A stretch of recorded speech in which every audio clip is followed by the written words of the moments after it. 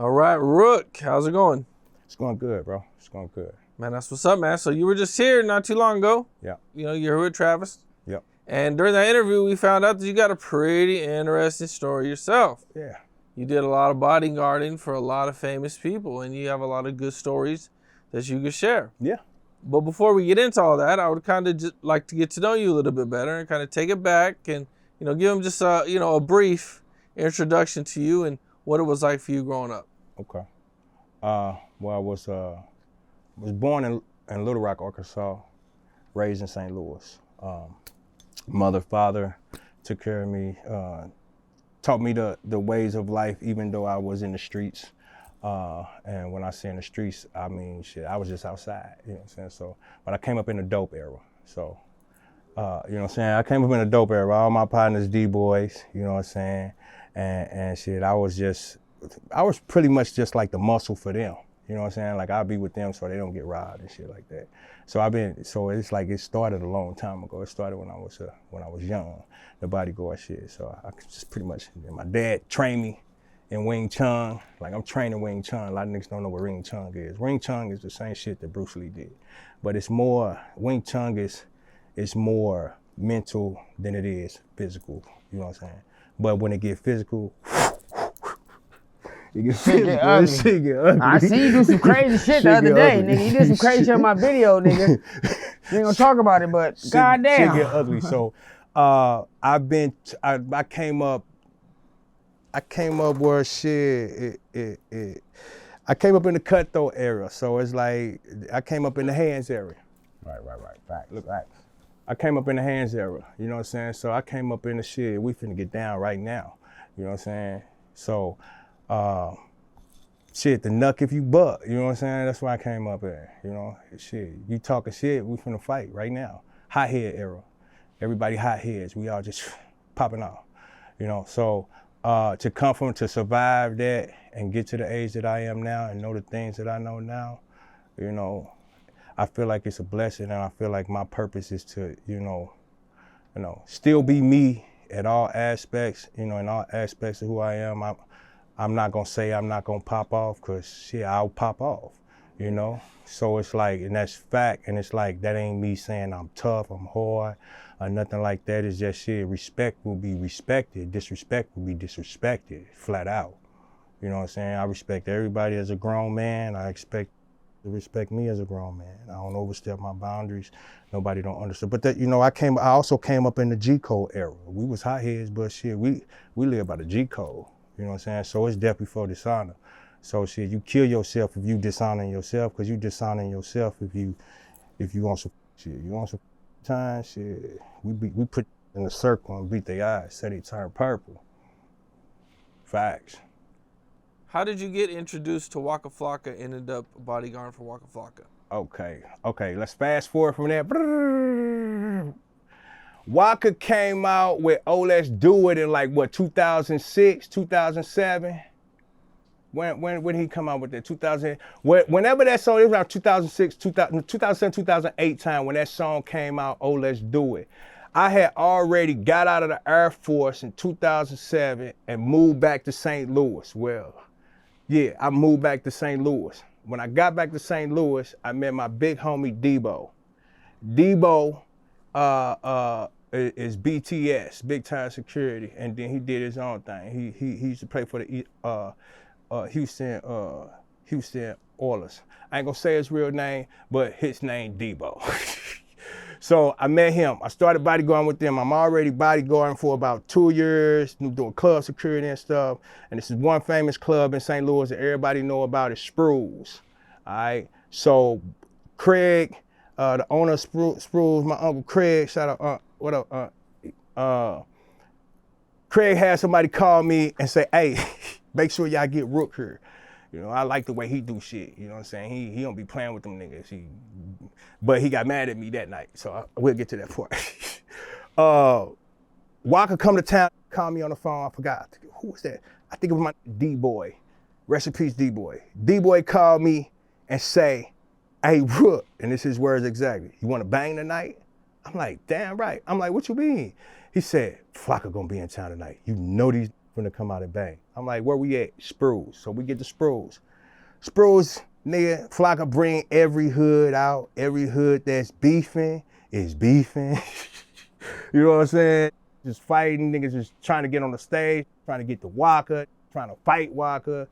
We beating the shit out of these. So, fight start. Waka never started. Waka never got into a fight. It was just in the crowd. They was trying to get at him.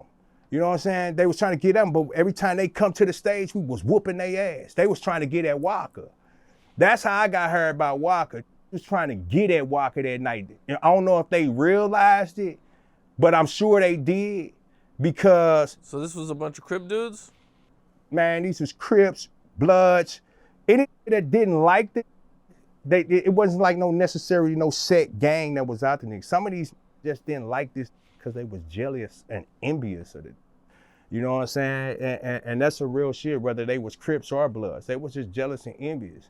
And that's really what make it want to do something, jealous and envious, green-eyed. When we was fighting, when he was on stage, it was all kinds of niggas that get him. He'll tell you, even when we went to the after set, when we went to the Beano, I binked it right in front of him to try to throw some money in this. The nigga tried to throw the money in his face. I pink.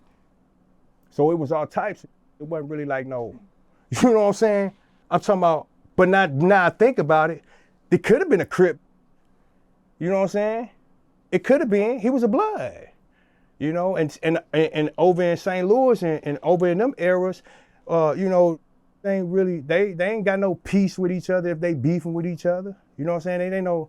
The older guys would be saying that it's peace, but it'd be the younger cats. See, when Waka was coming up, these 18, 19, 20, between the age of 17 and I'm gonna be honest with you, 35 years old.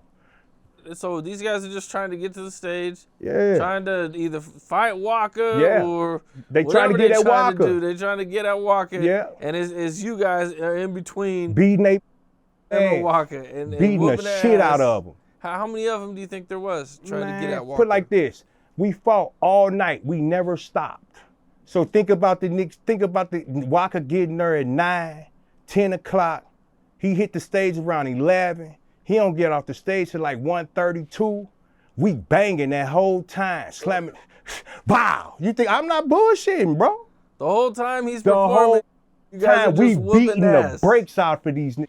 The ceiling about as high as it is in here. Man, I was hit the ceiling in that. I would put head in between my legs, flipping these up and slamming their ass on the ground. We were beating their ass in that. Craig cussed me out. But what you want me to do with 100 fight? You want me to talk to these? No, I'm not finna talk to these. They already swinging. I'm finna beat the shit out of them. That's the only thing they understand. But then when it's over, and I'm gonna keep it 100 with you, be real about it. It be real. They be drunk and up. They be like, oh man, I was tripping, bro. Want to get in the club the next week. But that's the life. That's what it is in St. Louis. We go to the club. We went to the club to bang, nigga. How come they didn't stop the show? Why we gonna stop the show? This is what Waka do. So all Waka shows are like this. Nigga, all Waka shows is turned. We finna bang, nigga. What you mean? It's going down. That's why he had all them hands on his team. Okay, so this night happens and eventually the fighting stops. What happens then? All right, so after it's over, my partner, we got, I forget who running point that night outside. I think it was Big Main. Big Main was outside. Big Main usually always had a parking lot. Big Main outside, tooled up. Word got in. He said, I'm watching these on the parking lot. Out here they lurking. I'm like, okay, it get back to me that it's some lurking. Flocka trying to go out first on some real shit. He trying to go out first. Like, fucking, I'm going out first, bro. I'm like, nah, you ain't from around here. I'm going out first. So I get in front of him. And when I get in front of him, I crack the door. When I crack the door, I see Main. Main kind of tucked down a little bit. He tucked down like this. I could see him tucked down. And I look out the door and I look around and it's right there. So, but when I peek my head, once they see me peek my head out, and I'm guessing either the niggas, 9 times out of 10, knew it was my face, You know what I'm saying? They knew it was my face, and I got love in the city. Even though I'm putting hands on, I got love in the city because I ain't finna put my hands on you unless it's justified. You break that G code, we in your ass right then and there. So, and all my grimy, they cutthroat. So I'm seeing them, and I don't know who it is, but they see my face and we see them skirt off. You know what I'm saying? Because it's not gonna bust at us. They're not gonna bust at us because they know we gonna come with your hood up. And it's out of respect, and that was just law, you know what I'm saying? So they're not gonna do that. So when that happened, and we cleared that shit out, Flocka got on the bus. Bear came to me. He say, bruh, how much you charge? He said, how much you charge, bro? I just watched you handle some shit, and then you went and got on point. Oh yeah, bro. How much you? I'm thinking he want 2 of my guys, because matter of fact, that job, it was True Commission. That was my company I had, True Commission, me and 3 other my partners. My Rhino, shout out Rhino. And this other, that was my business partner, but I don't with him no more. But that was one of our first contracts, Waka. I remember now. That's how it was. But the contract wasn't with Flocka. The contract was with whoever was throwing that party, the club promoter. The contract was with the promoter. So we got hired by the promoter who threw the shit, wanted us in there. Craig wanted me there. The club promoter wanted me there. And, you know, that's how I linked up. And he asked me how much you charge. I said, well, shit, I sent 2 of my guys. I charged $250 a day plus per diem. He was like, nah, bro, how much for you? We want you to do the Midwest area. When we go to Chicago, kind of St. Louis, Indiana, you know, the tri-state area, we're gonna come get you. You're gonna go through the tri-state area with us. I'm like, bet. You know what I'm saying? So that's how I linked up. So you did end up doing Chicago with them? I did. It was the Rough Rider concert. DMX, Twista, shit, nigga, everybody was there. But the main ones that I can remember was like, who I fuck with was Twista, main DMX, Rough Riders, Dragon. I fuck with them niggas. You know what I'm saying? I can't remember everybody else that was there, cause shit, that was like 2000, 2009, 2010. I got shot. April, I got shot Easter 2009, and then that shit happened. Yeah, so then the shit with Waka, oh no, man. It was 2010. That's when it was, October 2010.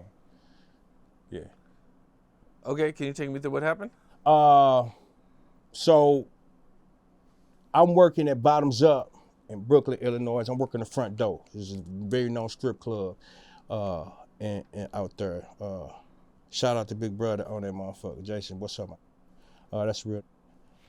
I've been working at Bottoms Up for a minute. I'm getting ready to get off it's probably about 3 o'clock in the morning. Club don't close at 6.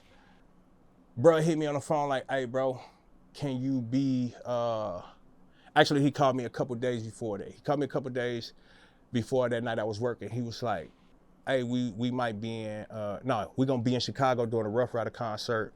Can you do it? I said, bet. I said, I had to leave straight from the strip club, but I get there in the morning. So, you know, time comes for me to get there. I get off work. I throw my best in the car.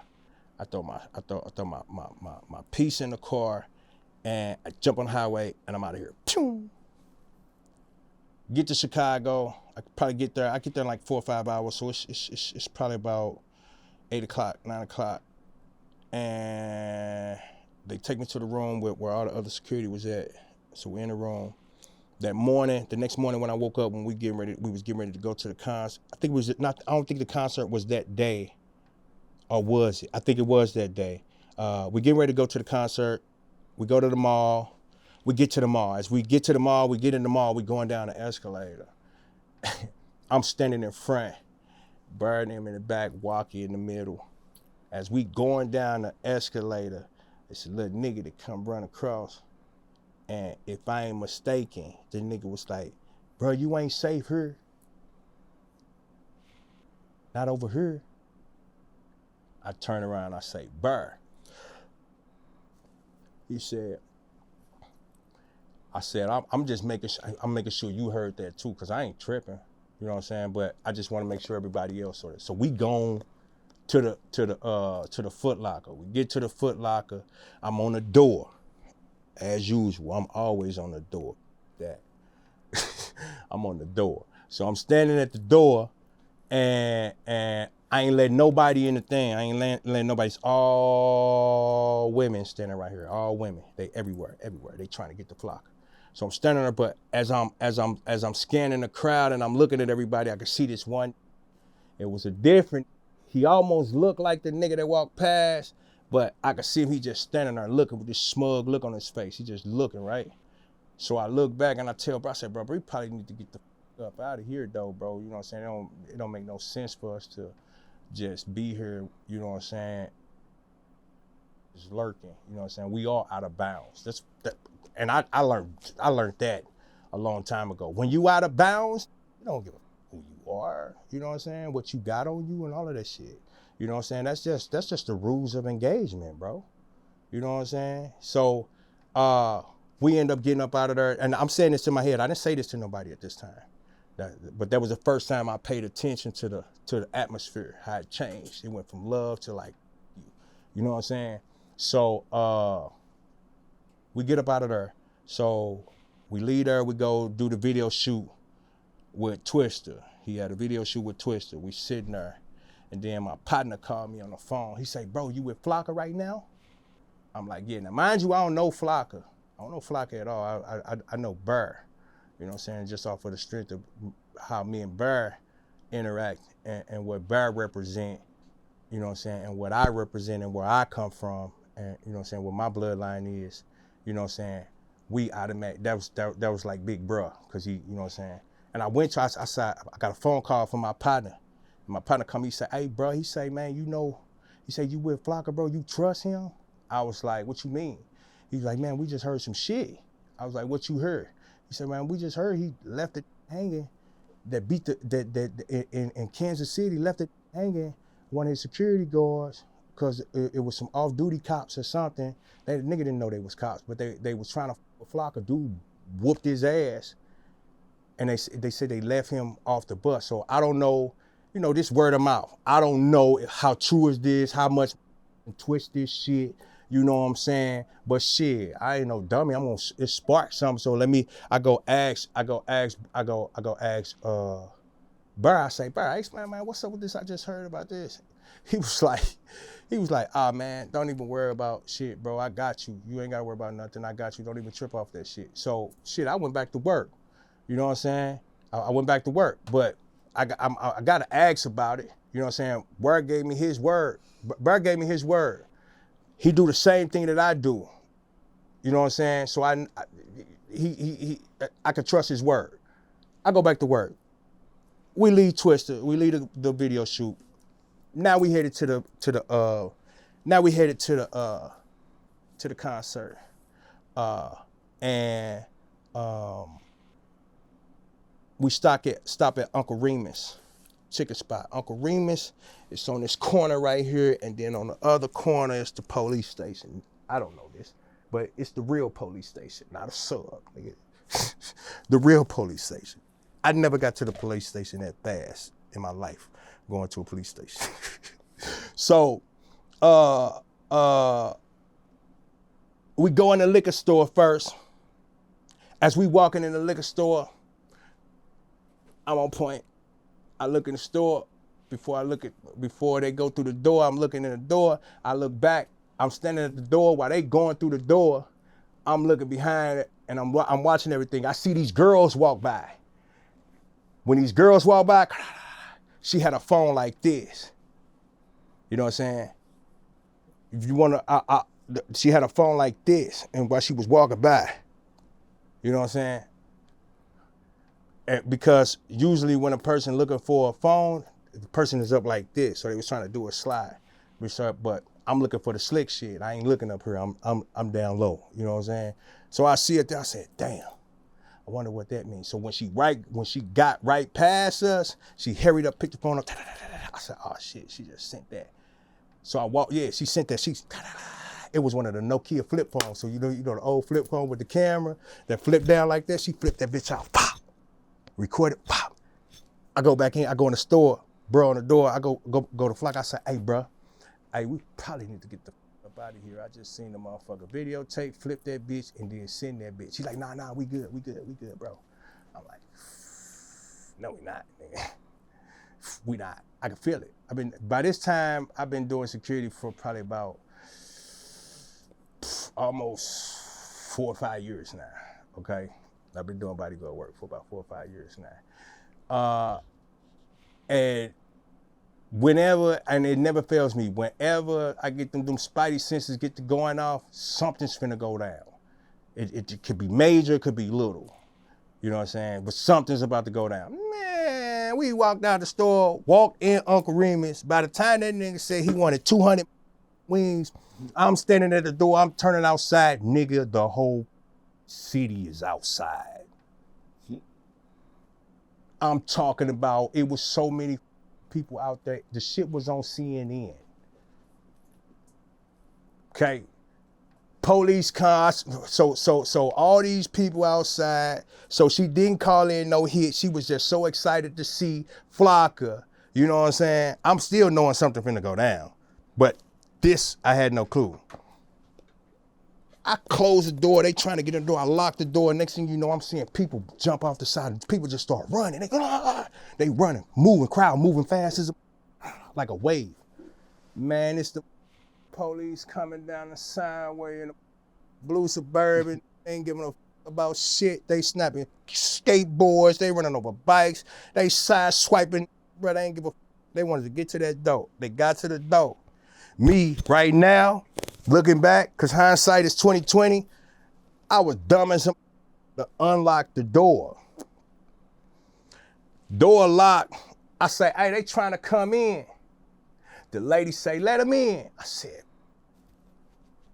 I should have walked back and let them let them in. My ass, thinking I'm in St. Louis. Open the door. That nigga beeline to me. Where the bangers at? Where the bangers at? Where's the banger at? I said, I don't know who else got a banger in this. I said, I got mine on my hip right here. And it's issue to me, I'm doing security right now. Man, he immediately arrested me.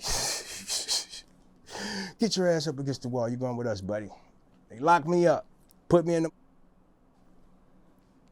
Later, I see me getting in the car on CNN. Like, what's going on down there? All right. So while I'm sitting in the thing, because they locked me up for a gun, so I'm trying to figure out why y'all got me sitting in this holdover, like this investigation room. You know what I'm saying? What y'all investigating? So I know it's an investigation going on. You know what I'm saying? So I don't know who the investigation on, but 9 times out of 10, it was on Flocka. So I'm sitting there. They run my gun. He still come back in the room and say, hey, this Michael J. Fox looking ass nigga, white boy. No disrespect or nothing like that. But I'm just talking. You gotta be talking. Look, don't take no offense to it. But anyway, this Michael J. Fox looking ass motherfucker come in, he sit down, he look me dead in my eye, bro, and say, hey, you know, we can make all this go away if you just tell us this is Flocka's gun and where the rest of the guns is at. Real spit, bro. Like, I thought I was in a movie. I was like, nigga, you crazy. I said, bruh, I looked him dead in his face. He got, man, he was mad. I looked him dead in his face. I said, hey, bruh, the numbers on that Taurus 247, the compact one, with the little bitty nose, with those big ass 4.5 bullets in there, all that shit registered to me, bro. I don't know what you talking about. Boom! Walks up out the motherfucking room. Next thing you know, fuck processing me, taking my name, taking the mug shot, no mug shot, taking nothing. Put me on the train. Pew! I went down these long ass elevator. They put us on a train. Nigga, oh, that ride seemed like it was forever, but it could have been 5 minutes. But when you going to jail, When you going somewhere, nigga, look, it's all doors on this. I can't leave. I'm like, shit, he ain't shit, but it ain't gonna work. I ain't worried about it. And who picked you up? Bo Deal. Shout out Bo Deal. Shout out my nigga Bo Deal. Bo Deal put me on my first real like rap song. He put me on the song. I went to the house. I drove back from St. Louis. He said, "Hey, bro, come back up here. I'm gonna let you get on the song."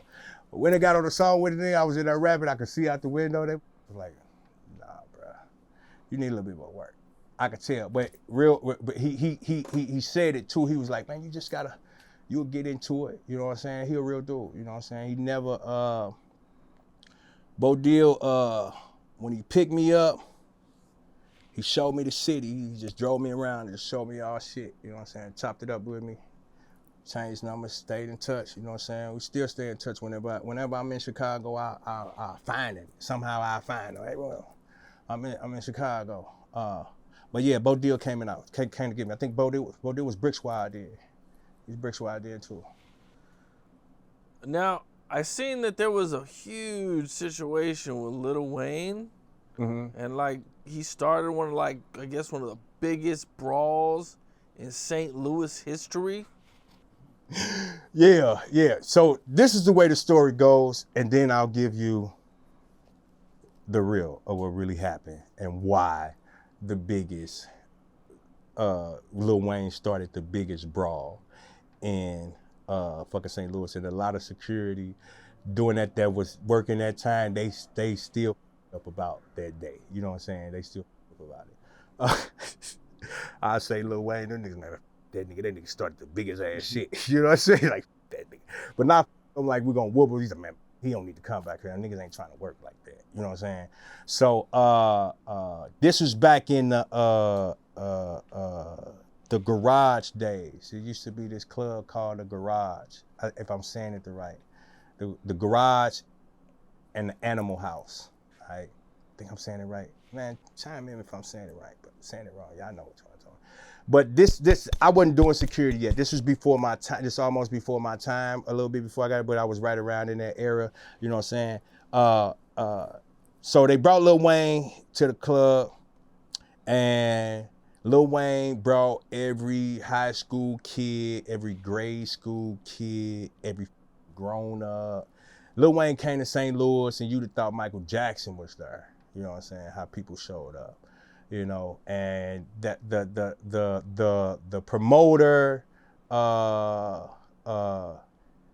had the right idea, but he got an overflow that he didn't expect. You know what I'm saying? And the fire marshal showed up. Fire marshals told him they couldn't do the show. It's too many people. It's a fire hazard. Da-da-da. Wayne straight it out. He ain't wait for no negotiation. He said, "Oh, we ain't doing the show. We out here." Ain't my part. I get paid. I'm gone. So okay. So, but the promoter, since he didn't want to give, he didn't want to give niggas their money back. You know, he out of there. He left. But what he said, he put it on Lil Wayne though. He said Lil Wayne left. He ain't, you know what I'm saying, and stood him up and shit like that. So now they start tearing that motherfucker up. St. Louis will tear some shit up. So they started destroying the concert area. Man, they started destroying each other in there. You got to remember. Oh, okay. So it was a fight that broke out. Yes. It was like, you ever seen like black cats, you know, rows of black cats, and they light off like that? Nigga, that's how it was sparking off in there. Going ham. Because you got to remember, he done brought all of St. Louis out. North side don't get along with everybody from the south side. You know what I'm saying? Same vice versa. Same so at the east side. They look, everybody in the city don't get along with everybody. You know what I'm saying? So you got everybody out. You got out to just killed the day before. The family that you killed is outside trying to get over it at the concert, turning up for their dead homie. We gonna ride playing Tupac when I ride on my enemies. Like for real. As soon as we see these, Guess where everybody met up at? The Lil Wayne Club. These are real life scenarios that's going on. So you got motherfuckers out there got real life funk. You know what I'm saying? So shit, it spark off. They was fighting for hours in that. Okay, I mean, was there any specific gangs or anything, or? I mean, shit, Crips, Bloods, GDs, whatever was there. All getting down. Okay, and you said they lasted for hours. How'd they eventually get it to stop? And, you know, did anybody get seriously hurt? A lot of people got seriously hurt, but you know, the average can really only fight for 2 or 3 minutes. So after a motherfucker that fought their hardest, you know what I'm saying, you gotta understand, it's popping off, pow, fight here, fight here, fight here, fight here. Maybe get this stopped off right here, then another fight, pop, pop, pop, pop, pop. Then they fight off, because as soon as one of them two fight, everybody in their clique gotta fight. You know what I'm saying? Pop, pop, pop, pop, pop, pop, pop. You know what I'm saying? So it's popping off like that. So once either they knocking each other out, popping each other and running, or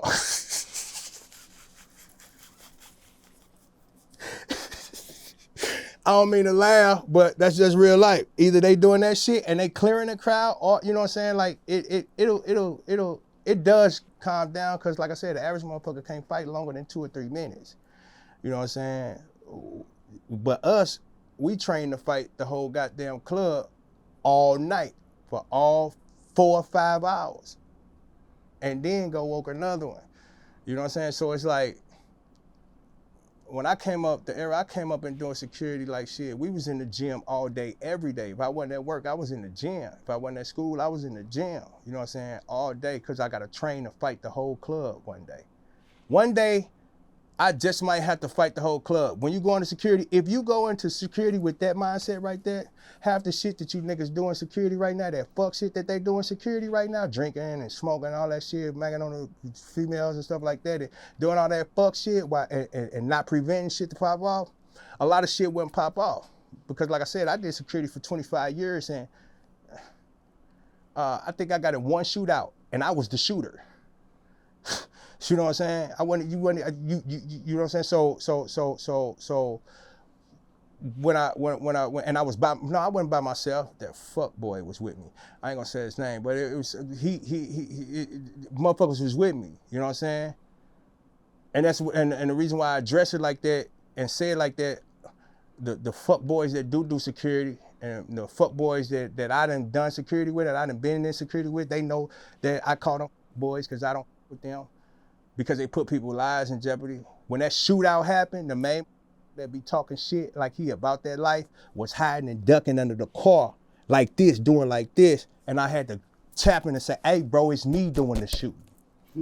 So nice. Oh, my mama. I had to tap this nigga. "Hey, bro, it's me doing the shoot with your scary ass." Bitch ass turned around and stabbed me in the back too after that. You know, Big Les always asked me why I don't with him. I told him, I said, this now Big Les know. He been knowing, he been wanting to know for years. Why you don't with bro no more? I ain't want to put it out there like that. But yeah. Now, one person from St. Louis has been going crazy viral lately, and that's 607 Unc. Have you ever ran across him? Have you ever heard of him? I've heard of him. I've never ran across him. Never been in the same room with him, area, anything. Shit, I can't say that, because, you know. But the individuals that I do know that have spoken about him, and these are the older guys I know. My aunt, he used to talk about, he mentions his name every now and then. And, you know, the way he spoke about him was always like, you know, shit, you can't be around him unless he wants you around, you know what I'm saying, in the vicinity. Like, you're not finna know what he's doing unless he wants you to know. That's how he made it, you know what I'm saying? That's what it felt. You know what I'm saying? So it was like, motherfuckers respected him, you know, so. Okay. Motherfuckers respected him, you know, all the older guys that I know, they respected him, you know, so. Okay, being from St. Louis, have you ever came across a Nelly? Yeah, I know Nelly. I know him from a professional standpoint and an educational standpoint. I used to be one of the guys that worked his club. He had a club called Skybox in downtown St. Louis. It was right after they gave him the key to the city. He bought that building. he turned it into a club. So I used to work down there. Every time he had a big event, anybody, they was calling me. And that was because of, damn, what's bro name? I can't think of bro name right now, but he had pulled me in. Big B. I ain't talking, I can remember Big B name. I'm talking about the other guy. I don't know. But Big B was like a big brother to me too. So whenever I was around Big B. Okay, and I think there was a situation you got in where you had to put hands on some of Nelly's homies. Yes. And didn't I don't. Okay, so I found out about the situation after the shit was all over, you know. After the shit all over. So it was 2 incidents that happened down there that I got into it with some people down there. And the reason why, you know, I respect Mo because, you know, his thing is the same as mine when I'm doing security, you know what I'm saying? Just because you my family and just because you my partner and we came up on the same block, if you come here and be on some bullshit, I'ma beat your ass, bruh. On my mama, I'm gonna make me work. You know what I'm saying? So that's the same way he is. You know what I'm saying? So the first time, I'll tell you about the second time, which is bigger than the first time. But the first time was what's the name of it? What was the name of this group? I can't think of the name of the group, but they were some known rappers in the city. They was with Nelly, you know what I'm saying? Known rappers. The Bangers. That was their name. The Bangers was in the party. They was in the Nelly threw an all-white party. At some party he threw, and club packed out. You know, our hustle is you can't smoke in the Nelly, he didn't even allow it. You can't smoke in this period, flat out. Y'all not finna make me lose my license. They can't smoke in here. Now, did niggas smoke in there? Yeah. When he was in there, whenever he allowed that shit, and it was usually after hours and shit, because it doubled as a cigar bar. Okay, so the Bangers in the back, they in the skybox, they in the VIP, they feeling they self. They bouncing all around this money. Yeah. So I go back there and I see them smoking. So I say, hey bro, y'all can't smoke in here. You know what I'm saying? You gotta, you know what I'm saying? It's no smoking here in period. You know what I'm saying? You gotta take it out. I'm real. I ain't come up to them, hey nigga, you can't, I ain't do none of that. You know what I'm saying? I came real professional, you know what I'm saying, at the lowest level possible. Just like I'm talking to you now is how I was talking to them. Hey, bro, you can't smoke in here. You know, somebody still firm. You know, so he said, Nelly said, no, because he didn't say Nelly. He said, Mo said we can smoke back here. He said we should smoke in the back. That's what they call, that's what we call Nelly in St. Louis, Mo. We call him Mo. He said, Mo said we can smoke back here. So I'm like, all right, Mo sitting at the front bar. I go up to Nelly. I say, hey, bro, you got 2 cash back, you got a couple cash back here smoking. They said you could smoke. He looked back. He was like, oh, yeah, I did tell him to smoke, but I told him to smoke in the back outside. Tell him I said to smoke in the back outside. So this little goofball ass know that Nelly told him. So he's standing on business, you know what I'm saying? He did, but he misunderstood what Nelly said. So I get back to this goofball ass and I say to him, before I could get it out of my mouth, I was like, hey, bro, as soon as he heard me say he did say you can smoke, I said, bro, you right. Nelly did say you can smoke back here, but he meant smoke out back. Before I could say smoke out back, this was hitting the blunt and blew the smoke in my face. Oh, crap.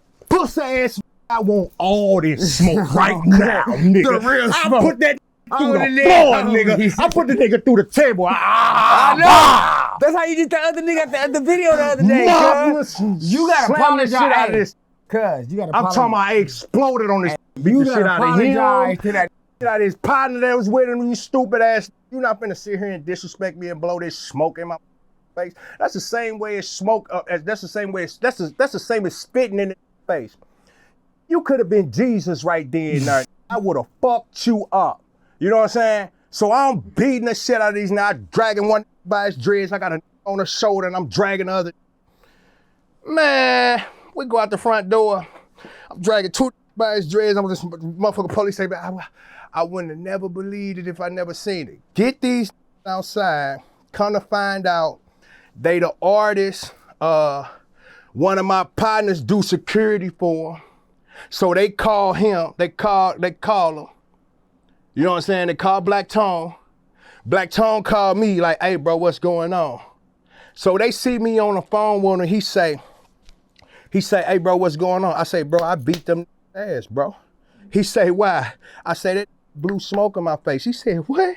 He spit in your face? Oh yeah, they deserve that. Click and hung up the phone. It was done, okay? Again, he done jumped to conclusion and think that it's finna be some bullshit cause that he got doing security, these my brothers. We all big time security. We all BTS. You know what I'm saying? So we tied in. We in every club. So okay, now one call nobody at another club, and if they did call another security from another club to come whoop us, big bro Debo was gonna handle that. Nobody wanna see Debo. You know what I'm saying? Okay, so that was their first incident. Them got to calling their mama and saying their mama was a lawyer and all this other shit. But when the bullshit went down and you did the gangster shit and the shit got real right then and there, now you wanna call your mama. You feel me? And my daddy a lawyer, this man. I don't like perpetrators. They make good music, but they ain't about their life. Not at that time they wasn't. Now they might be now, because you know every gangster got their time to where they was young and they bucked off at a gang. They barked at a gangster and it got in their ass right then and there, and they learned, hey, you can't be pump faking around here. Shit'll get real. You know what I'm saying? So a lot of out here get up because they pump faking. You know what I'm saying? You can't be pump faking. You pump fake. I worked 7 days a week, every day for like 18 years straight. Like, swear to God, I used to never take a day off. That's just how much I used to love to fight. Used to love to fight. You know what I'm saying? So the second thing and motherfuckers took advantage of it. Big B, he took advantage of this. And so I'm gonna tell you about the incident where when I found out after I whooped these, it was Nelly Peoples. I think it was his cousin or some shit like that. So Big B, you know, and you gotta understand, I ain't mad at it, because if I'm doing security, if I'm doing personal for bruh and we in St. Louis and I see one of my brothers that I know he a firecracker and it's trying to start shit and I don't want to get in no trouble and I know this ain't about shit, he just popping off. And even if he about shit, you know, you popping off at that time, not now, wouldn't do this now. But at that time, man, I send that nigga, man, go eat that face. Beat his ass up real bad right face. You know what I'm saying? So Big B, he sicked me on them. He said, he called me outside. They got into it at the front bar and it went outside. This is the same guys? Yeah, this Nelly, no, this is different guy. This Nelly Peoples. I'm talking about a different thing now. This a whole different time. Nelly Peoples, I think it was his cousin. They was at the bar or whatnot and they got into it.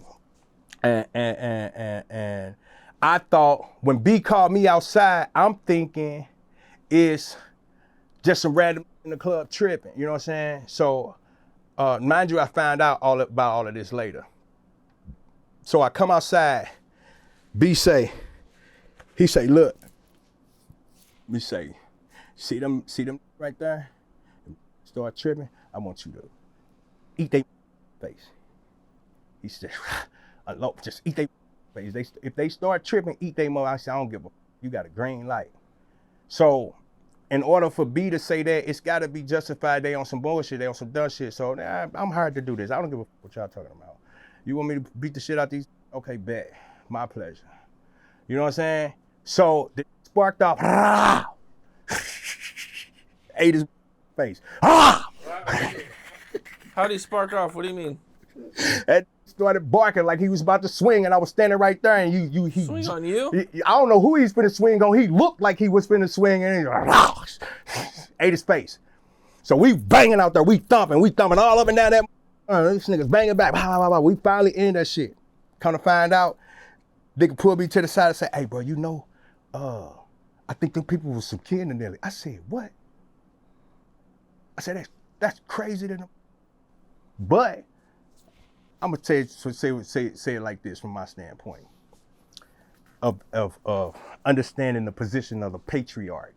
Nelly's a patriarch. He's the spiritual head of his family. You know what I'm saying? And that means he is the law. You know what I'm saying? He's the provider for all You know what I'm saying? So the Lord put him in charge of a lot of things. And when you a king, sometimes you gotta handle shit. You know what I'm saying? You gotta handle shit. Nelly a king. He a real spiritual king. And it was a lot. See, that's a difference. That's what I was telling you about jealousy and envy. Jealousy and envy is that's a spirit that you gotta chastise. I mean, you gotta do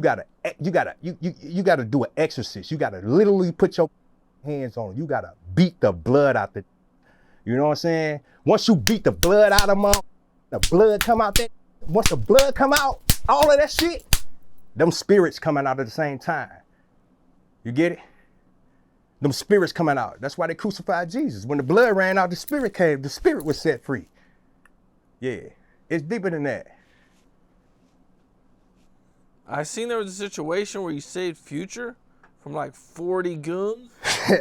Boy, man, you might motherfucking be putting a motherfucking top spin on that motherfucker. But yeah, so it was a situation that happened in St. Louis. We was at, the concert was gonna be at the Ambassador.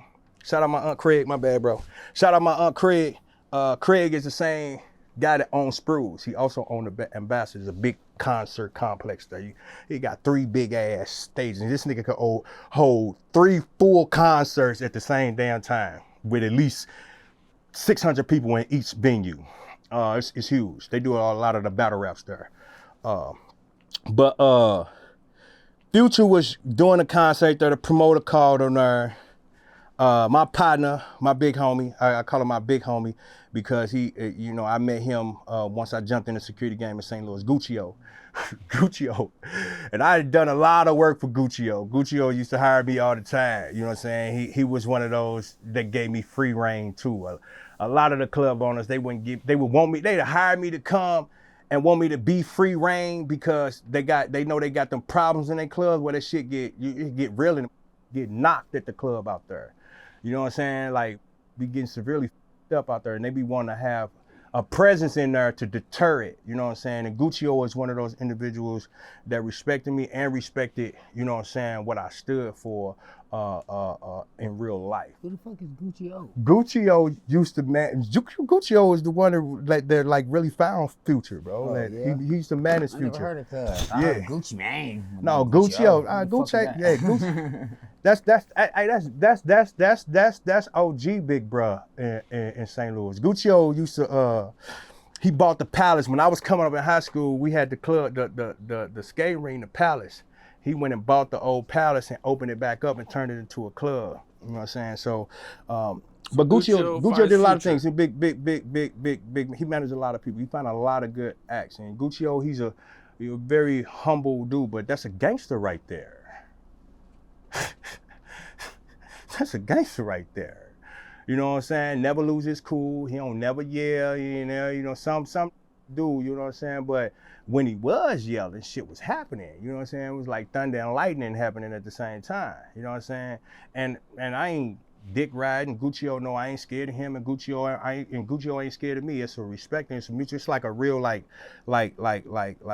big bro, little bro type thing. You know what I'm saying? You don't look at your little bro like you want to whoop him or you jealous or envious him. You want to, you know what I'm saying? You want to get him right. Yeah. He don't get right, you gonna whoop his ass. Yeah, he was that type. So long story short, that's how I feel about my little brother. Long story short, I get there. They don't tell me this until I get there.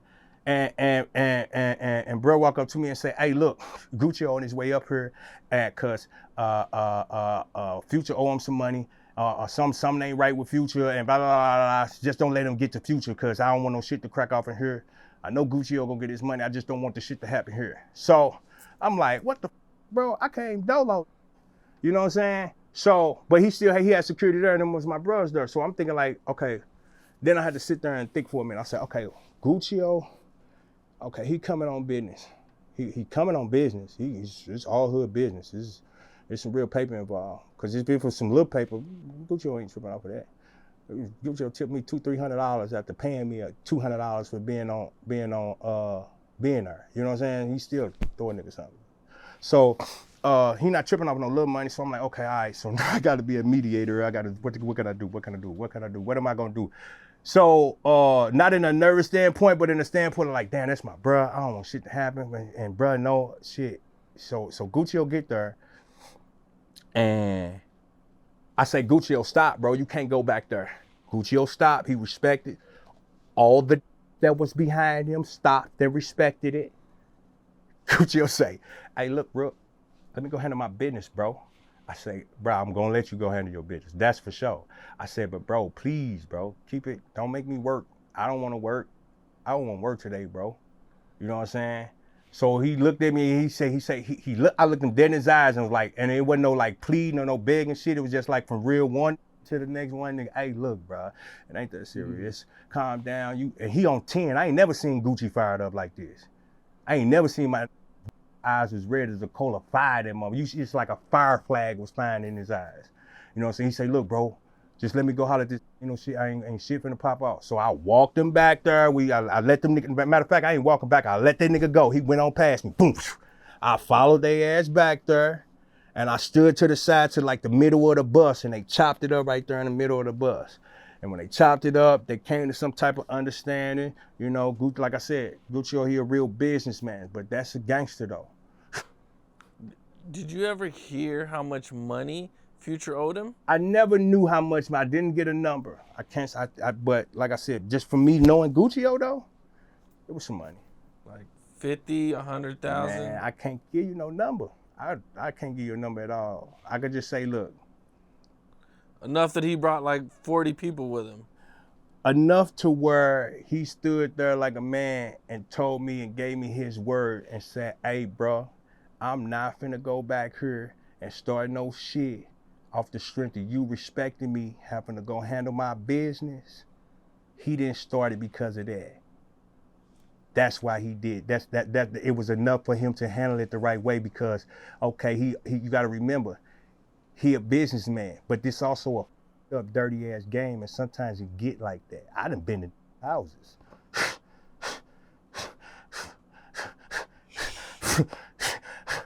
All of my, we on the lawn, sitting there like we finna barbecue. We about to cook shit. Facts. You know what I'm saying? So I understood him from that standpoint because I've been in that spot. And anybody that had never done security with me and I'd have done security with them and we had to go to that house and show up and knock on the door and holler at his wife. Hey, what's up, bro? Well, your husband, can we speak to him? All respect though, but he gotta come outside and holler at us. What's crazy is I did that to a last week. That nigga owed me $15K with his job, took pictures of his wife. Like, you sure you wanna play with me, bitch? Yeah, it's crazy. So go take pictures of your wife. So that's the, like I said, that's the type of shit, that's the type of game and era that we was in and all of that time, and that's how that shit was. That was that life. You know what I'm saying? So if you don't go push the line about your shit and you right, and Gucci ain't finna go holler at and he trying to rob it, extort it. You know what I'm saying? Why would he put himself in that position? You know what I'm saying? That don't make no sense. It ain't about who can be the hardest. It's about who can stay out here the longest. You know, Bun B said that a long time ago, you know? So it was enough for him to say, hey, you gonna strong arm me? Okay, we gonna get on some gangster shit right now. You know what I'm saying? Because that's how he felt in that situation. But like I said about his situation, when he had this situation, all it was a conversation. Once they had the conversation, it was all good. Yeah. And that's exactly what happened. I trusted Gucci on it because I know his character.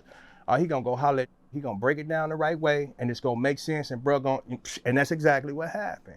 Just off of me working with. Now had Gucci been one of my out of the Peabodys, or one of my off of the south side, or one of them niggas off of the dark side, on the south side, my niggas for the dark side, it been one of my dark side.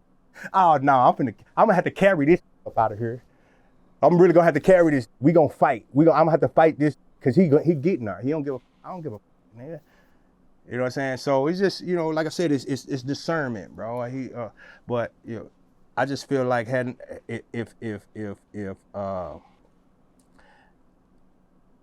put it like this, whatever it was, they pieced that shit up right then and there because it was never no shit after that,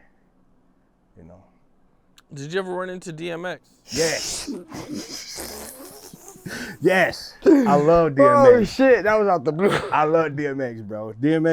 that's a real ass. I got the pleasure to perform with DMX. I got to open up for DMX.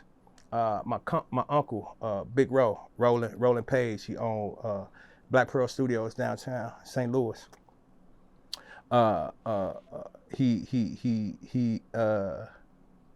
BMF, and he was starting a concert, and he knew I was in my music real tough then. He was like, "Hey, you want to open up for DMX?"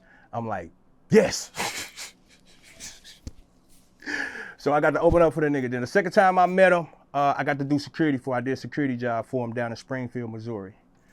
He did a concert down there in Springfield. I think it was like 2000, what did I get down there? 19 or 20.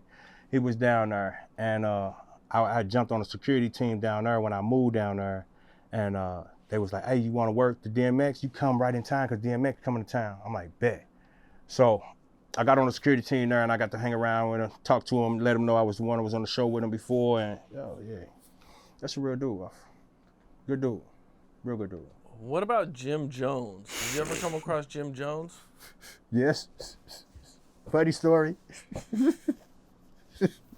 Okay, funny story. That's why I'm laughing. Funny story. We Funny said story. Jim Jones. Okay, funny story. All right, so, and it's crazy. Why would you ask me about Jim Jones? All this shit going on. You remember when Jim Jones got caught with that tranny? No, I don't know that.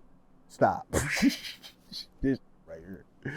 Look, that's why y'all can't get him no liquor, man. All right, so this is what happened with Jim Jones. The time I had met Jim Jones, I was working at Nelly Club. I was still working at the Skybox. And I forgot why they was in town. I think was it a show? I don't know what they was, something Nelly was doing. Probably Nelly all-white party or something. Nelly threw a party. Nelly threw that, what is it, the bash, the all-white party he threw, the Nelly's ball or something. Something he used to throw every year. I think he still do it. But everybody was in town. Everybody. So Jim Jones come down, Nelly and them come down, Shanti come down, Jim Jones come down, everybody down there, every motherfucking club packed, niggas, stars everywhere, pop, pop, niggas packed. It's just a cool last night. Nobody fighting, we ain't gotta worry about shit, everybody cooling, you know what I'm saying? Then Nelly leave, pow. Nelly and Shanti leave, everybody leave, everybody's leaving. Club thin out, Jim Jones now, they still in that motherfucker. So they start moving towards the door, getting ready to leave. So we moving with them towards the door for them to leave, you know what I'm saying? Because while they in the club, we got them. You know what I'm saying? That we on watch for them. Our main priority is Jim Jones. All right, so well, mine is. Everybody else had whoever else was the higher priority in there at that time. So at that time, Jim Jones, all of them, they was a high priority. So as soon as they got there, it came down to us. Watch them, stay on them, make sure that nobody with them the whole night. If somebody with them, you know, with them. So anyway, they leave. They walking out with hella bottles. It's like 10 niggas got 2 bottles apiece. Feel me? Man, we ain't talking about no Moet bottles. We ain't talking about no Moet bottles. They get on that motherfucker. Topher come out the back room. He like, they ain't pay their bill. Shh. They was gone.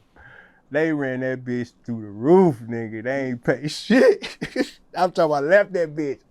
Everybody had 2 bottles in their head. They left out that 2 bottles apiece. I was like, damn, bro, you ain't run a tab? Like, he said, I was running a tab. I said, why? They was in here. It was way after it closed. I'm thinking you been got that paid that tab. You know what I'm saying? So shit, they got to walk into the door, cause usually shit, they'll be like, hey, you pay your tab. You can't go out the door till you pay your tab. And you can't take no drinks out of here. You know what I'm saying? But the way they was treating them, so shit, we like, when they give them certain treatment, we back off on all the rules and regulations. They like Nelly and them motherfuckers. They can do whatever they want. You know what I'm saying? How much do you think they got away with? I'm sorry, Ken. want all the shit. How much? Give me a price. Give me a number, bruh. I don't know, bruh. I don't know. I don't know, man. We had to call. You had to talk to Topher. Topher has the receipts, man. I don't know. Like I said, I heard that shit afterwards, you know. So like, it was up there though, bro. Probably about 7, 8 bands. 7, maybe about 10. Yeah, I don't know. About 9.5. I don't know. They ran that bitch up. It was a lot of them. I remember. On hood. Now I seen that you got some situation going on right now with the police. Oh yeah, man. They kicked his ass. He gonna tell you the story. I was scared to even. Just tell him. That's how they whooped your ass, boy. All right, so look, it's not a laughing situation. I can laugh about it right now because the Most High has already given me the victory. Yeah. So I ain't worried about it. So I'm gonna talk about it. So here's what happened. You know, in the beginning, you asked me a little bit about myself. So here's a little bit more about myself. I spent 10 years in the military. I did 6 years in the Air Force. I was a crew chief. I was an aircraft mechanic. I built airplanes. I was in charge of the airplane. I was in charge. My word said, hey, this airplane is worthy, it's airworthy, okay? Meaning I'm responsible for all the souls on this airplane. All right, so then what happened with the ass kicking? I'm getting there. This is all a part of it, so you can understand why the ass got kicked. Okay, so then I left the Air Force and I went to the Army. I went to the Army Reserves. I was a combat military police officer. I was trained 6-man fire teams. 6-man fire teams, we are a kill squad. It's 6 of us. I don't care if it's 200 people in that building, we killing everybody. Okay, and we going in by ourselves. They can be armed to the teeth. My drill sergeant trained us to kill everybody in there. Mother, sister, son, baby. That's facts. Kill everybody. Okay. Mm-hmm. So I did that for a long time, and that drill, getting this certain lifestyle. And then on top of the bodyguard work and shit like that, I developed PTSD. All right. So when I decided to leave that life about 2022 is when I decided to leave the bodyguard life and leave that life alone. When I really said I'm done with this shit and I was gonna go to a peaceful life and start living my life peaceful and building my relationship with God, you know what I'm saying, and curating my relationship with Allah. I developed overreactive senses. That means, you know, like when you drive down, remember the old schools, you drive down the street, boom, you barely touch that motherfucking car, the alarm go off. False alarms. So I suffer from false alarms because I was always in that life every day for 25 years. Every day. Every day is going down. Every day is going down. Every day we get into it. Every day we in the street. Every day it's a possibility. No, it's a guarantee. We gonna beat somebody's ass today. You know what I'm saying? So coming out of that life and always looking over my back and not looking over my back because I got enemies, but looking over my back because shit, the heart of man is not good. You know what I'm saying? A lot of grown men ain't gonna take no ass whipping, you know what I'm saying? You know what I'm saying? Well, a grown man will take an ass whipping, but these little boys, they gonna come back shooting, you know what I'm saying? Their ego's hurt. So with that being said, the situation that happened in Springfield, I'm probably 2022, me and my ex-girlfriend, my girlfriend at that time was arguing and breaking up and fighting and shit, and I leave. And it's the first time I leave because I'm already having anxiety and anxiety attacks, you know what I'm saying? But I'm in denial of it. Everybody's telling me, you got PTSD. My uncle Roland, he's saying, you got PTSD, nephew, you need to go get checked out. So I started going to get checked out. I'm still in denial of it because I've never had an anxiety attack. You know what I'm saying? At least I have it. Everybody else say they would say I'm having anxiety attacks, but I wouldn't be. To me, I wasn't. Okay. So yeah, you know what I'm saying? To me, I wasn't. Shit. I was acting normal. So what happened is when that day happened, I'm walking and it was snowing that day. So I go in the gas station and I asked the clerk, I said, hey, is it okay if I wait for my ride here? I'm in the middle of an anxiety attack. Everything is on camera. He said, yes. Okay, he says, yes. So I'm standing around waiting. So I called I called my mother, I called my ex-girlfriend my girlfriend at that time, my ex-girlfriend, my now ex-girlfriend. I call her and say, hey, can you come get me? Can you come get me? That's how I'm talking. You know what I'm saying? Yeah. I'm tripping. She's like, okay, I'm on my way. So it's time out for the fighting right now. I'm having an anxiety attack. So she started beelining up there to me. So by the time I get off the phone with her, I'm in full-blown anxiety attack. I go back to the clerk and I say, hey, can I use your phone to call 911? He says yes. He hands me the phone. But when he hands me the phone, I couldn't dial 911. For some reason, every time I try to dial 911, it go doo, doo, doo, doo. It wouldn't let me call 911. All right. So I snap out of the anxiety attack a little bit. Remember that I got my phone. I call 911 on my phone. I got two phones. I call 911. I say, hey, my name is Louis Edouard LeGrand, United States Air Force, United States Army. I was a combat MP. My mother is a police officer in St. Louis. Gave them her name and her badge number. All right. I'm having an anxiety attack. I have PTSD. Can I get an ambulance so I can get to the VA? All right. This is what I say. Okay. Boom. Then I call him back. I'm in an anxiety attack. I see a dude walk in. I'm panicking. He got a big banger hanging off the side of his shit. This real life, real shit. This is the part that I'm going to tell you about when they come out of that life. I could talk about it now, because I'm out of it. You know what I'm saying? I can overstand, I can understand. And when I was in that shit, I couldn't understand the damage that was happening. So he come in with the banger, he got a stendo on that motherfucker. He minding his business. He ain't tripping off me or nothing, but I spaz out.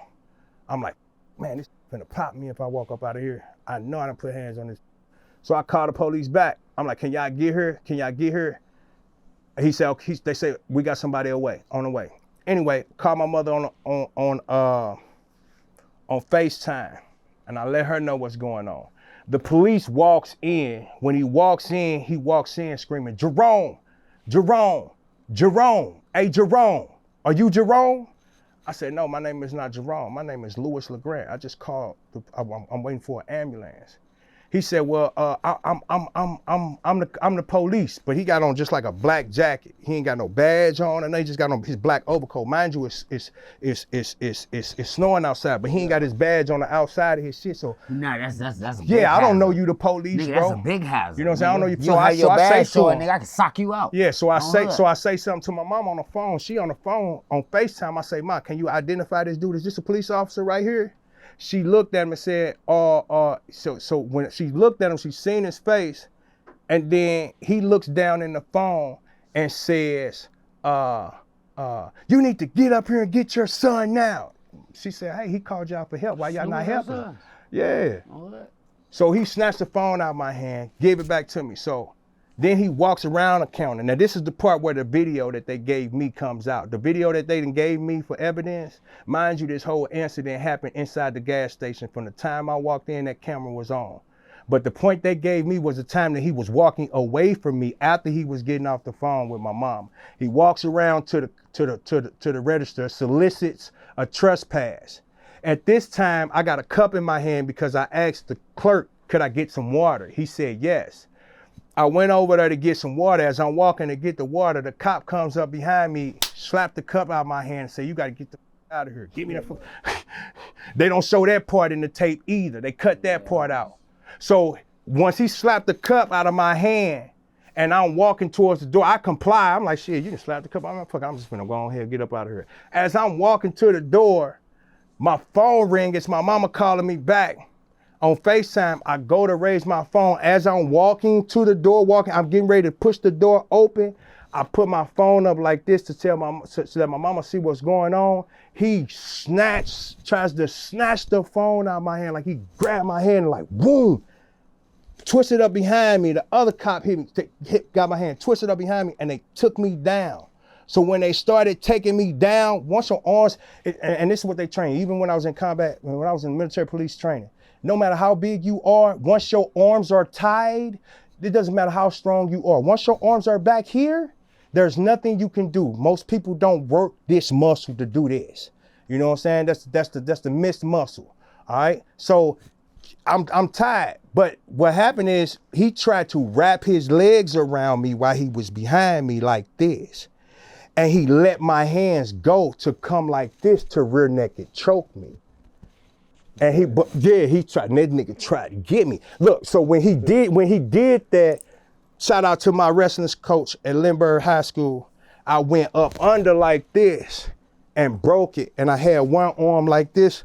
It was stuck because I was moving their arms because the other female cop is on top of me. She just socking me. Wop, wop, wop, wop, wop. She socking me over and over again.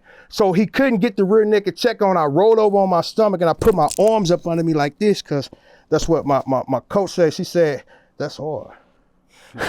That's hard. Yeah, that's hard. I put my hands like this so he couldn't choke me. So while they standing on the back of me, they standing on top of me, he bang, you can see him. Now this the part where they f***ed up because they left this part on the tape. They left the part where he was spit. Look, bro, he's standing there, bro, on the top of me while I'm face down like this. Bop, bop, bop, bop, bop, bop, bop, bop, fucking me up in the back of my head. I'm pinned, I got my arms pinned. The other cop pulls this arm out, snaps my elbow in half. Like, break my shit, bro. After they do all that shit, my ex-girlfriend come in through the door and she's already standing at the door seeing everything. But she was like stuck in shock and she couldn't see. She when she seen all this shit happen, she breaks through the cops like because she real tiny. So she dived on me. When she dived on me, that's when they stopped. You know what I'm saying? So she was like, that's my husband, that's my husband, that's my husband. You know what I'm saying? She's saying all of this shit, you know what I'm saying? Because so they stopped. So after that, now they finally get me an ambulance.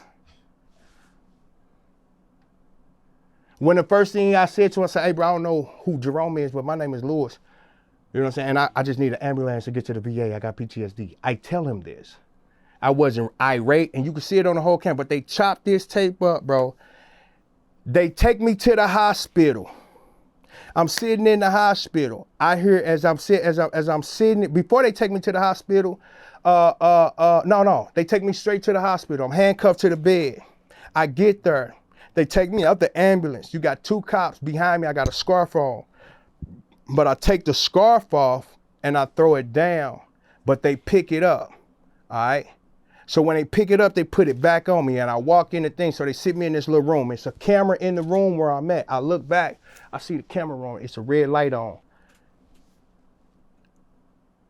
One cop sitting right here. The other cop coming in, his name is Officer Couch. Officer Couch walks in from standing outside talking to whatever cop that was out there. I said, man, shit, if it was up to me, man, we'd just go shoot him in the head, take him in the alley, shoot him in the head, throw him in the dumpster. This is what they said outside, bro. So when he come back in, I say, bro, did y'all say y'all gonna shoot me in the head and throw me in the dumpster? He's, oh, no. The cop sitting right here in front of me, I asked him, I say, man, is your chest cam on? He said, yep, it's always on. See the red light? That means it's on. So it caught that, all right? So they take me, so now they pissed. They take me from there, take me to the jail. Take me to the jail, and you know when they walk you in, they supposed to put you up under the camera. They all crowd around me and hide me in front of the camera. They hid me. They crowded around me and hid me in front of the camera, so when they opened the door, it just looked like it was a bunch of cops walking in, okay? But they walk me in, they take me right to this side room, beat my ass in that mom, take me back to the hospital. As I'm going to the hospital, I hear the dispatcher come over the daggone thing saying, be advised, individual, suspect that's in the vehicle with you is a cop's child. The cop that caught the shit on his chest cam that was partnered with Officer Couch that night, he started going crazy bananas. He was like, oh, bro. Like he knew they f***ed up. They get me to the thing.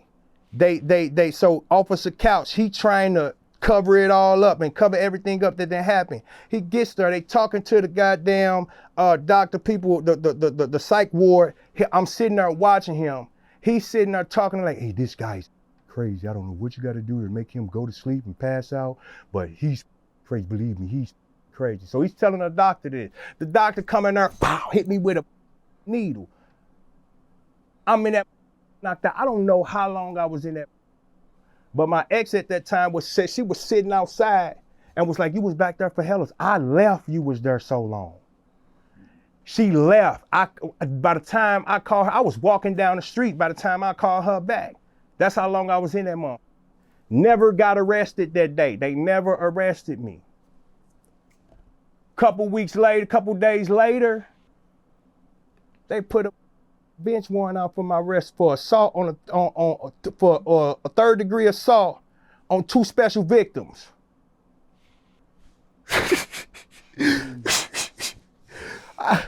I got it.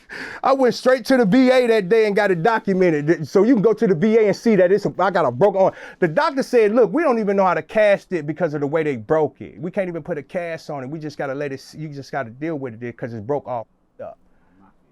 You feel me? So I'm like, yeah. To me, this is how I looked at it. I said, well, Lord, you use these to whip my ass because obviously I done put my hands on somebody that I probably shouldn't have put my hands on, and you chastising me, and you'll use my enemies to do it. This is what I said, real nigga shit. That's what I said. So I'm like, and I'm done with Springfield. I'm out of here. Boom, I get to Springfield. I find out these niggas, they put a super mother warrant on the nigga. I'm talking about the police pulled over like bloop, bloop.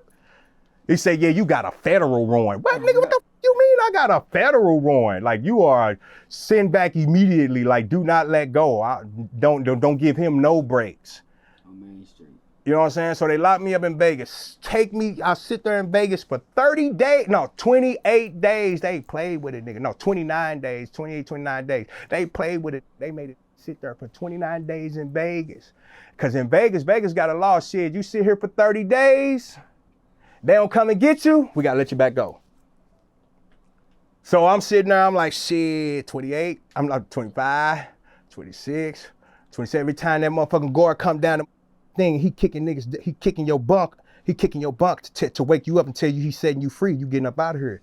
He walked bouncing all around my shit. Boom, that one I said, ooh, it's all in this area, I'm getting out.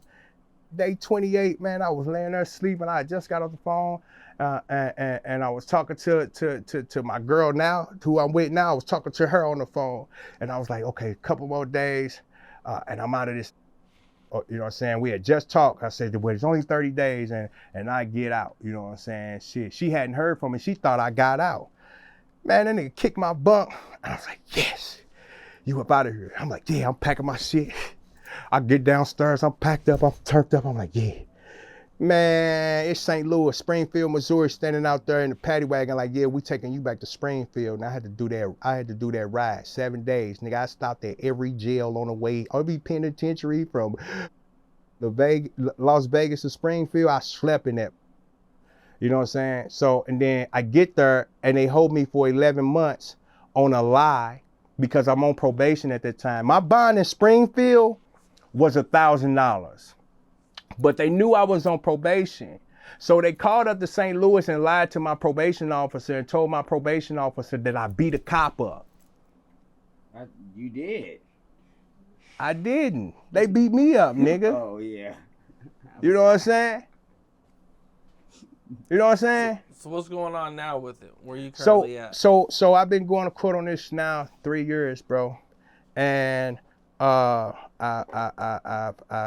been going back and forth to court on this shit, and every time I go, it's a different prosecutor. Good. Every time I go, that's how the system gets you. It's a different prosecutor. That's how they get you. All right, so that shit seemed weird to me. You know what I'm saying? So, man, I just to honestly to tell you the truth.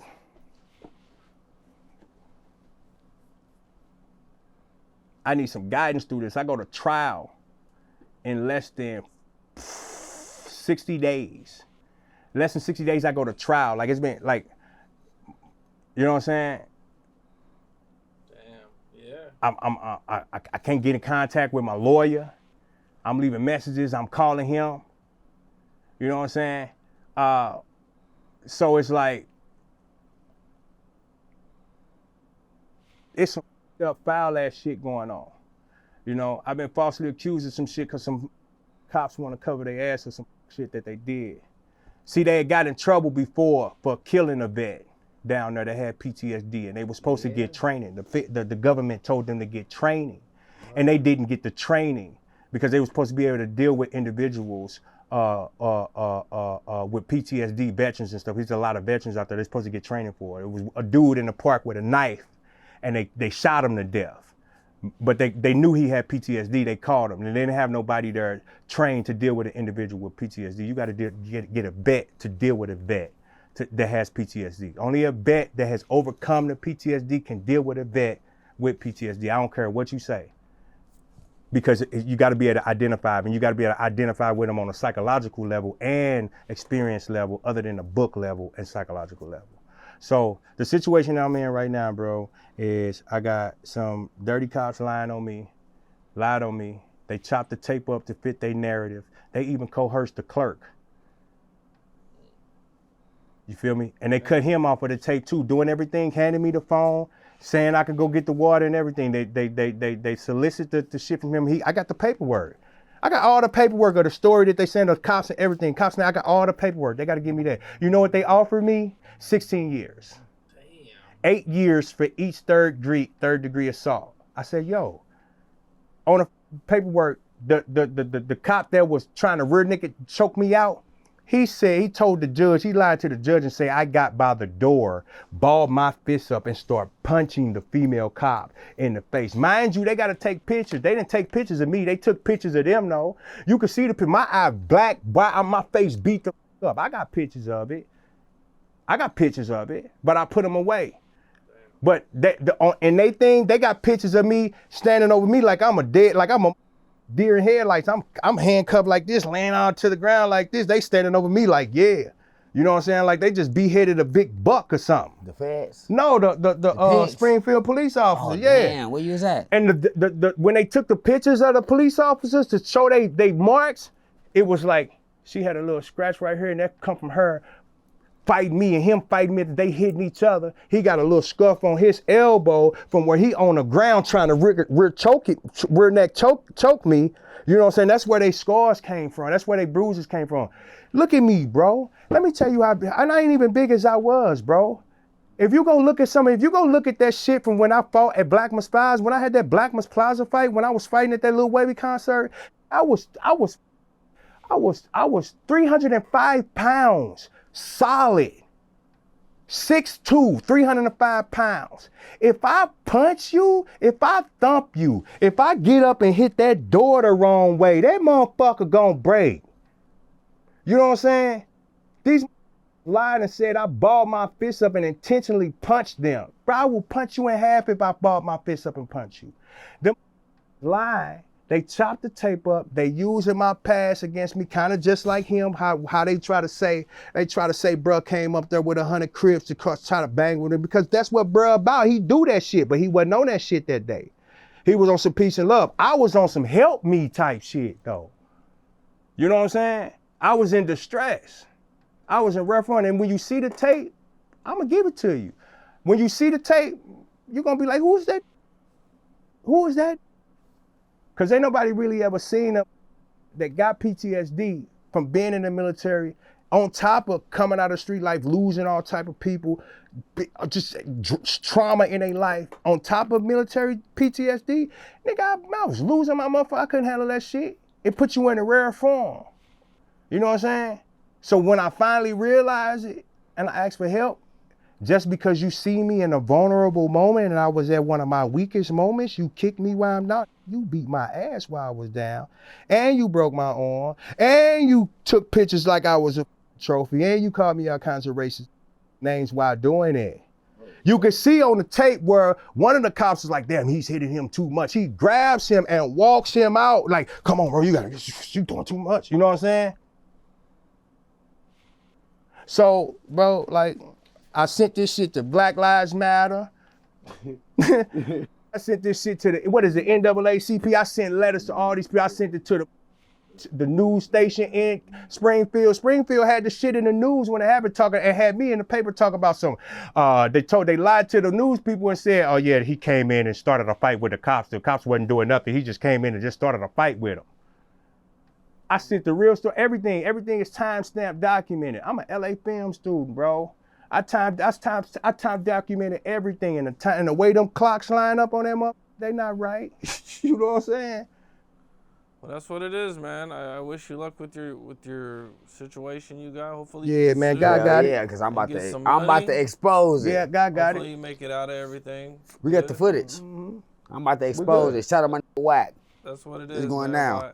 I really appreciate you taking the time stopping by. I appreciate man. you having me. Let me tell you this shit, man. Shout out my Count Capone. That's my homeboy. You Shout don't out fuck to with Count Cuz, Capone. you don't fuck with me on Eastside Crip. Straight Yeah, up. that's what it is, man. The Man, whole y'all LA. You don't hey. fuck with Cam, you banned. Hey, look, come fuck with I us. banned everybody. Hey, come fuck with us on June 9th. We got Pimpin' Ken Hood. after party. His Main birthday Street. bash on the BT after party. It's him right here. Yeah. HHF LA right here. Yeah, that's my brother. State That's my Coalition. brother. 50 State Coalition. Oh yeah. Yeah, that's Come my holler brother. us. Diamond_pressure_pros. You can Hood. find me off of that page. Chief Louis Bag the God. That's Styrofoam Louis Bag Cup Gang. from What's St. up Louis. with it? And you know who it is, Mr. Real Travis for y'all know. Y'all already know. I ain't even gotta say it, cuz Count Capone. But Cuz. tell her where to You find don't you fuck at, with Count bro. Capone, you don't fuck with me. Blah blah blah. Hold on. Let's get it. Let my man check y'all his shit. Here, bro. Tell him where Yeah, just follow me on Instagram, 50 State Coalition _HHF_Claybo is up. That's where I get y'all tickets from. DM him. That's what it is. Right on, bro. What's up? This is Cam Capone. We got more content like this coming soon, so hit that like button, subscribe, and stay locked in to Cam Capone News.